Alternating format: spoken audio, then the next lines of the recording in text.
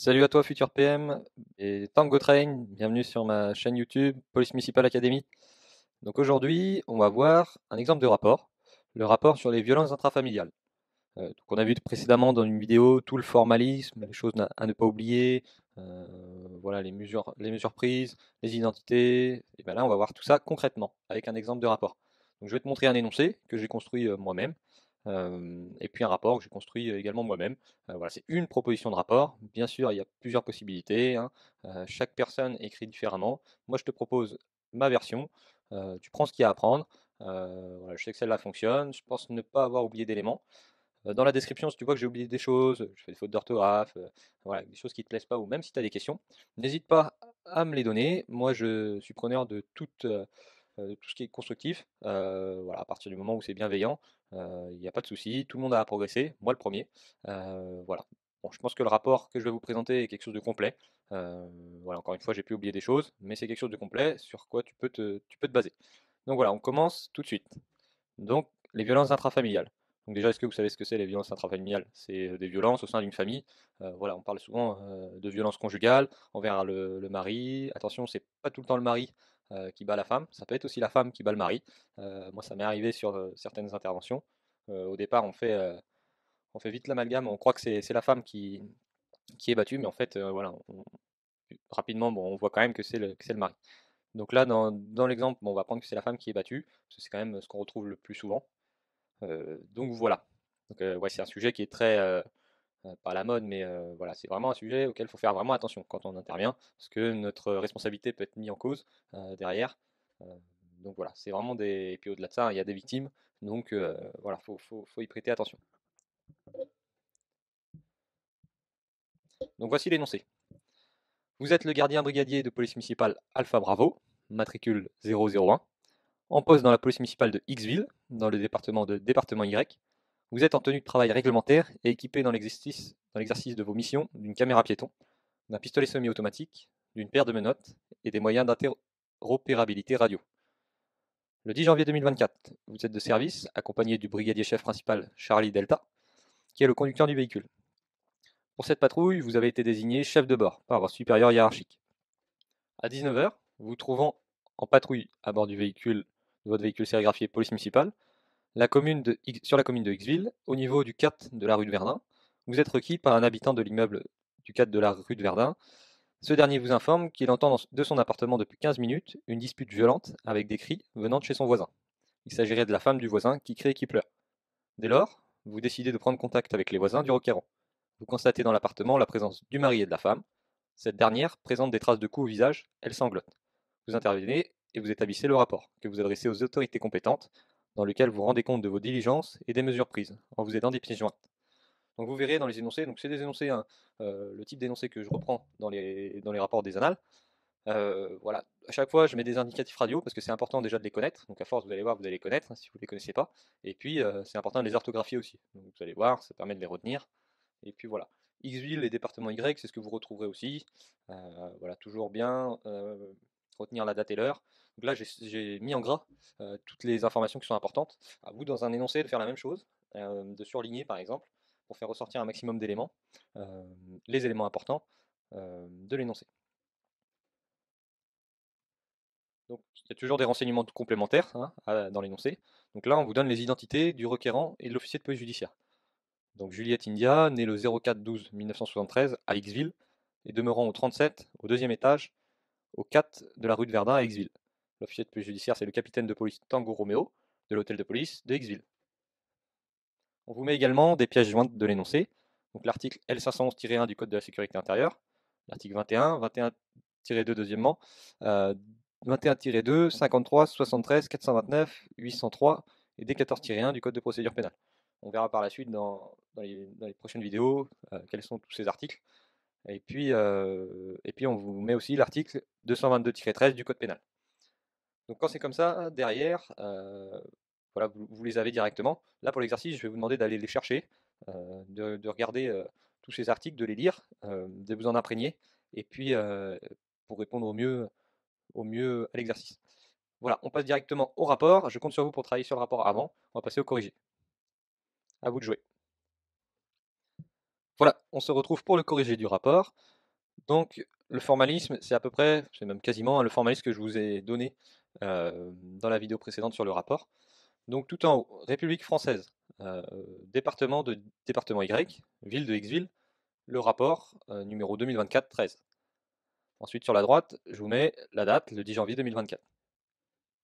Ici, c'est un rapport d'intervention, donc à 80%, ce sera des rapports d'intervention que vous ferez, que ce soit à l'examen, au concours, ou sur la voie publique. Ensuite, je mets le gardien brigadier de police municipale Alpha Bravo, assisté du brigadier chef principal de police municipale Charlie Delta. Ensuite, les transmissions à Madame ou Monsieur le maire de Xville, Madame ou Monsieur le procureur de la République, Madame ou Monsieur l'officier de police judiciaire territorialement compétent. La mention, comme à chaque fois, sous couvert de la voie hiérarchique. Ensuite, on passe à l'objet. Donc l'objet, c'est des violences intrafamiliales. Voilà, c'est l'objet du rapport, l'objet de l'intervention. En pièce jointe, j'ai mis néant parce qu'on n'a pas de pièce jointe ici. Alors, on commence directement par le texte. Le texte, on met toujours le cadre. Donc là, nous. Alors pourquoi nous? Parce que c'est le gardien brigadier de police municipale Alpha Bravo et sa personne morale, la personne euh, qui a été assermentée, agréée, voilà, la personne judiciaire en fin de compte. Donc nous, le gardien brigadier de police municipale Alpha Bravo, entre parenthèses matricule 001, assisté du BCP de police municipale Charlie Delta, en fonction dans la commune de Xville, dûment agréé et assermenté, agissant en tenue réglementaire, conformément aux ordres reçus et aux dispositions des articles L511-1 et suivants, tous les articles, voilà, 21, 21-2, 53, etc., etc., de procédure pénale. Avons l'honneur de vous rendre compte des faits suivants. Donc ça, c'est un paragraphe que je vous invite à apprendre par cœur. C'est pas compliqué. Voilà, vous savez que d'abord, vous mettez les grades et puis les noms et prénoms des agents. Ensuite, en fonction de la commune, dûment agréé assermenté, agissant en tenue réglementaire, etc., etc. Ensuite, on passe au paragraphe suivant. Le 10 janvier 2024, donc là on l'écrit en toutes lettres, nous patrouillons à bord de notre véhicule sérigraphié de police municipale, avec comme indicatif radio PM1, lorsqu'à 19h, alors que nous passons au niveau de 4 de la rue de Verdun à Xville, nous sommes requis par un habitant de l'immeuble de cette adresse. Ce dernier nous informe qu'il entend de son appartement depuis ce matin, depuis 15 minutes, excuse-moi, une dispute violente contenant des cris venant de l'appartement de son voisin. Le requérant nous informe que l'appartement du voisin se situe au numéro 36, au deuxième étage, au 4 rue de Verdun. Nous recueillons son identité. Il s'agit de monsieur Juliette India, né le 04-12-1973 à Aixville et demeurant au numéro 37, au deuxième étage, au 4 rue de Verdun à Aixville. Donc, sur ce genre d'intervention, c'est important, voilà, on vous donne une info, vous prenez le nom, la plupart du temps, là c'est vrai que je ne l'ai pas mis, mais le numéro de téléphone du requérant pour pouvoir le rappeler si voilà, l'officier de police judiciaire veut l'auditionner en tant que témoin, ou même vous ne trouvez pas l'adresse, tout simplement, vous le rappelez pour qu'il vous donne plus de précision. Donc ça, on le met toujours dans le rapport. Ensuite, vu les faits, nous décidons de prendre contact avec les voisins du requérant. Nous informons des faits notre station directrice par l'intermédiaire de notre radio administrative. Donc là, on vous dit qu'on vous êtes doté de moyens d'interopérabilité, donc de radio, hein, donc vous le mettez dans le rapport. La station directrice, toujours avisée. Effectivement, il y a des PM où il n'y a pas de station directrice. Bon, là, vous faites comme s'il y avait une station directrice.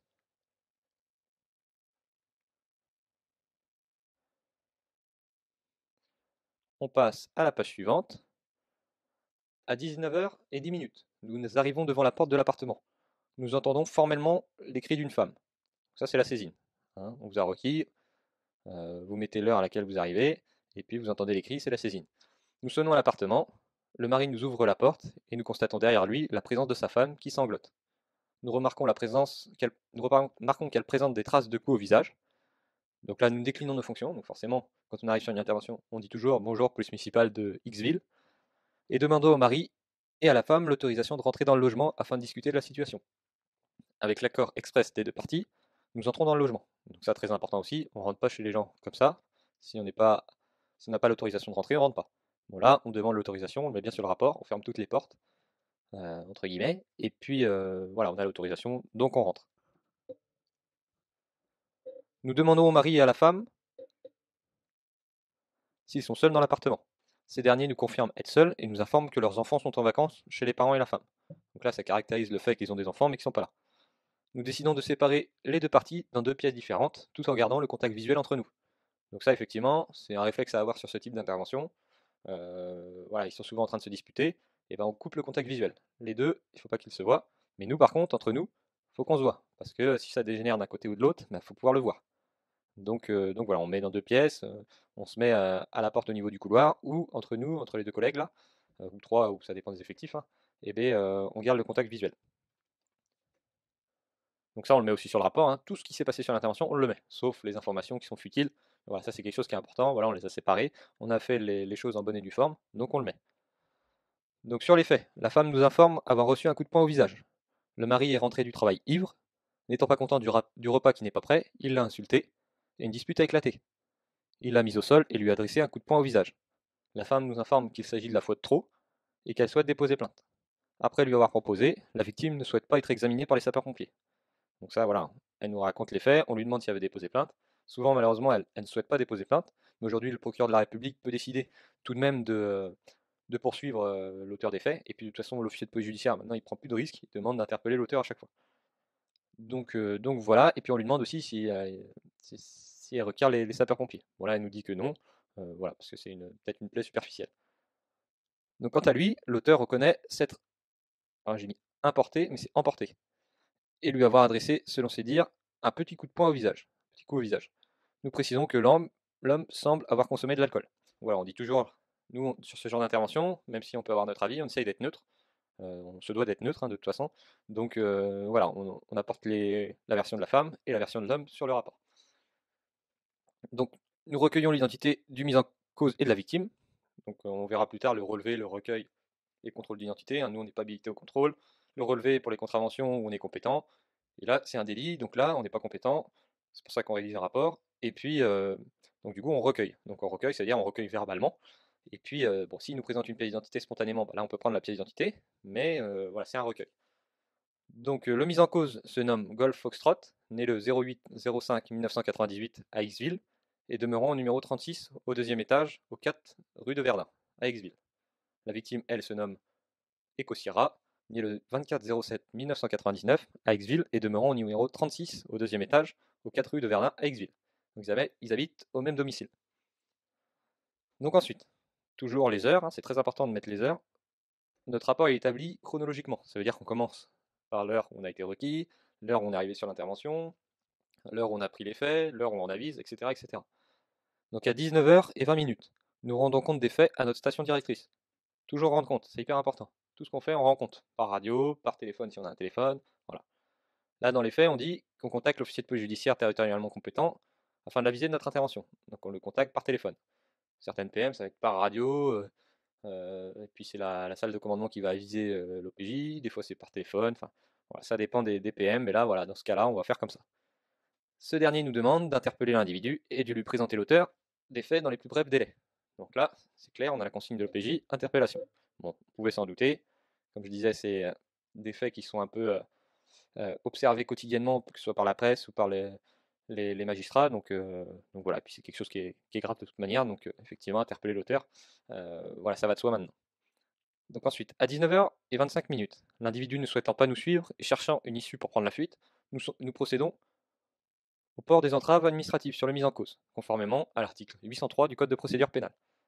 Donc là, concrètement, le menottage, bon, on verra aussi dans une autre vidéo, il faut le motiver. On menotte, nul ne doit être menotté. Donc ça veut dire qu'on vraiment, dans l'article, ils nous disent bien, personne ne doit être menotté, sauf si il est dangereux pour lui-même ou pour autrui, ou tente de prendre la fuite. Donc là, bah, il a été dangereux pour sa femme.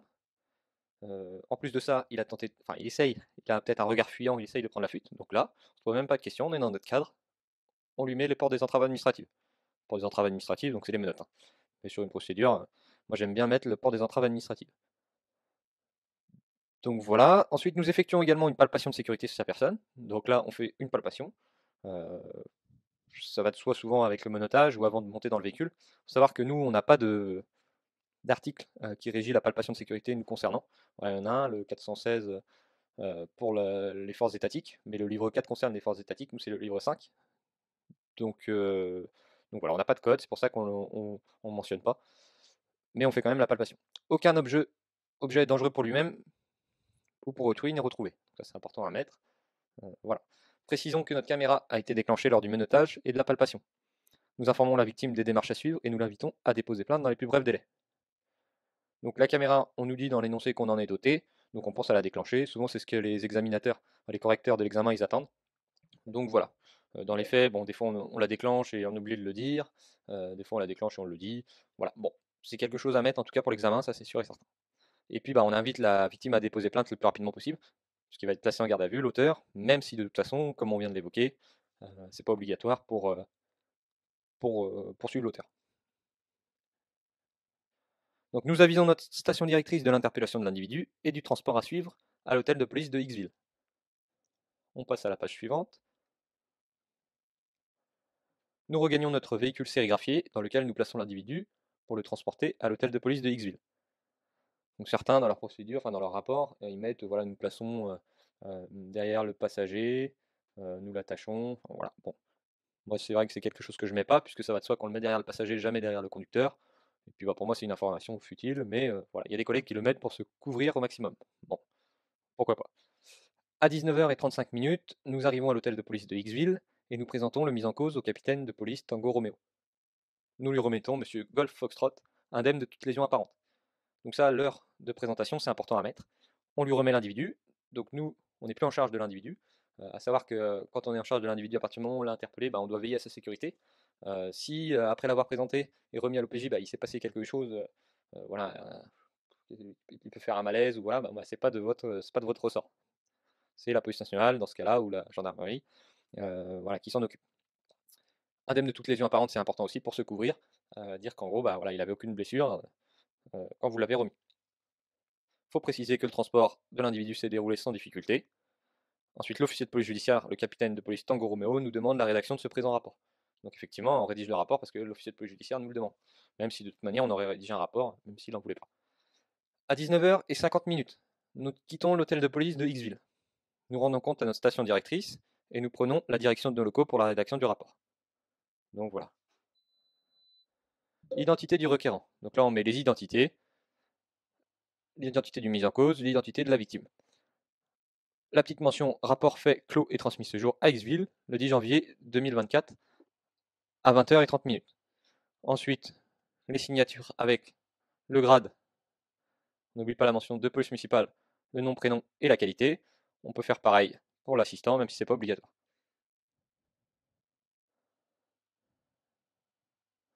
Alors dans ce cas-là, il y a les destinataires en dessous.